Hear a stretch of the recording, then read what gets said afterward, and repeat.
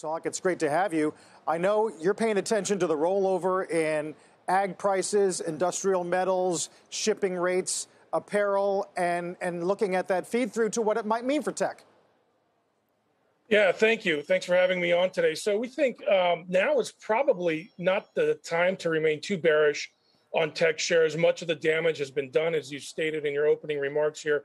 Valuations have come down significantly since late last year, and yields have actually been flattening across the curve over the last couple of weeks. And furthermore, we see the signs of disinflationary forces now showing up in some of the soft commodities.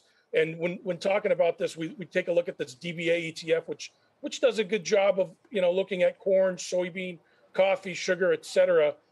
This got hit pretty good yesterday, below its 200-day, waffling right around the unch line today or just above it. But certainly there's been some disinflationary forces at play. Between now and the next FOMC meeting, which is July 27th, we'll only get 2 more inflationary prints.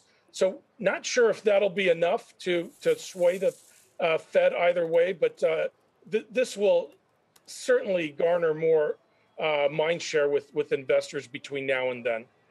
Right. I know Microsoft and Palo Alto are of some interest to you in terms of tech plays. To what degree do we still need to be cautious about what earnings pre-announcement season, what Q2 earnings may bring us? So I think it's still extremely important to make sure, one's paying attention to pre-announcements that are coming about. But, when we're talking about stocks like Microsoft and Palo Alto, again, we're trying to go after and trying to pick stocks that are industry leaders, large caps with very strong underlying fundamentals that are now getting caught up in some of the crowded selling, if you will.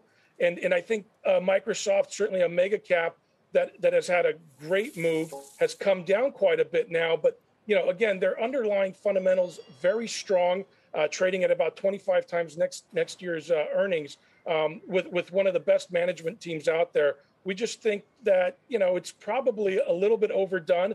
If not, it's certainly one that one should be looking at as to where to put money to work. As much of the long duration type names or high flying, no profit tech, however you want to categorize these, have just gotten beaten up and have been almost left for dead. Namely, many of the ARC type funds that we were talking about on the show earlier this morning. Sahak, the optimism, though, of the last week or so that we have seen seems to be taking a turn this morning. The NASDAQ down about 1.8% at the moment. The 10-year yield above 3.2%. What do you think is happening in the current session? And do you think that this is a turn? Because markets are remembering, hey, there's still the Fed's trajectory that we got to look at. And the economy looks to be heading into a recession, if not already there. Good question, right? So, we had been doing okay in tech the last few days or the last week or so.